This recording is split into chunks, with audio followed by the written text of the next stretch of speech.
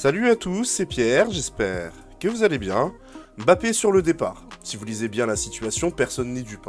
On dirait un couple où la fille sait qu'elle veut rompre, mais elle veut pas le dire. Dis donc chérie, t'as annulé tous nos projets dans 6 mois, c'est que tu veux rompre? Mais non, j'aime bien être avec toi. J'ai toujours été heureuse, et d'ailleurs on sort ensemble la semaine prochaine. Mais pourquoi t'as annulé tous nos projets pour après 6 mois? Si t'es si heureuse, pourquoi on fait plus rien dans le futur? C'est que tu veux rompre? Encore des mensonges. Ah là là, j'ai déjà dit que j'étais heureuse avec toi, et d'ailleurs, on sort ensemble la semaine prochaine.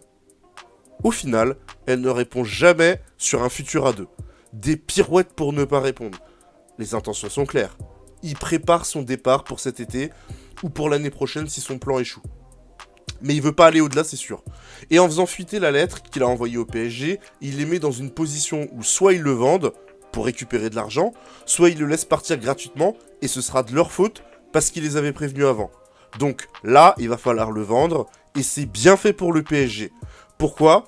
Parce qu'ils le re-signent en disant qu'ils vont monter une grosse équipe, et derrière, t'as la pire équipe de l'RQSI. La blague. Donc, j'avais dit qu'il fallait faire une équipe autour de Mbappé, parce qu'il avait une option en 2024. Bon, lui, il en a assez vu, et je pense qu'il a raison.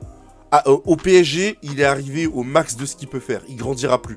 Donc, s'il veut pas finir comme Verratti, qui progresse plus, on le voit, et qui n'est pas parti au Barça, eh ben, clairement, Mbappé doit partir.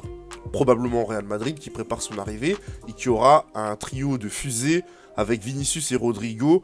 Trio auquel je crois pas du tout, d'un point de vue défensif, mais c'est un autre sujet.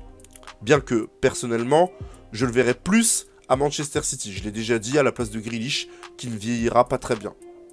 Côté PSG, on ferait bien de le vendre pour récupérer l'argent du transfert, dans le cadre du fair play financier, qui permettrait d'avoir une enveloppe pour reconstruire un projet derrière.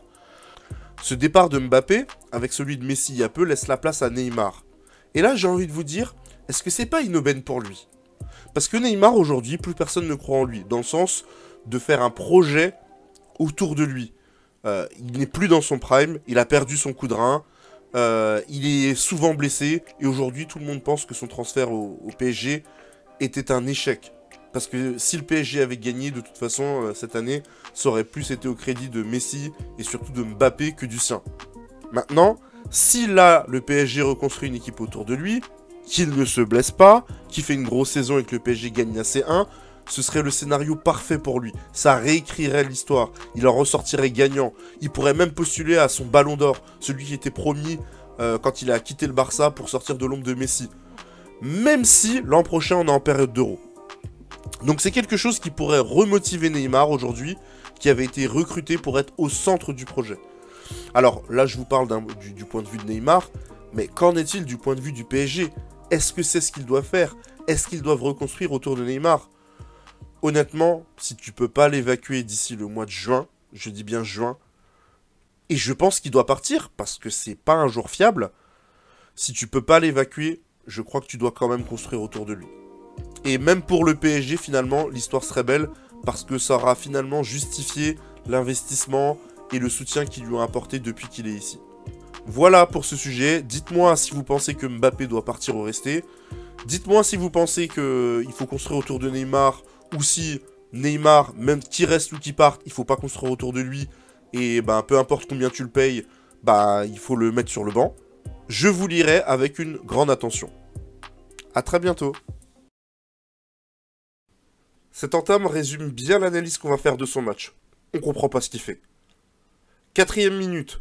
Touche pour l'Allemagne, le show David Luiz commence. Alors qu'il y a un milieu qui peut coller close, David Luiz n'a juste qu'à lui communiquer un... Il sort jusqu'au milieu pour essayer d'intercepter le ballon et il laisse un gros trou en défense.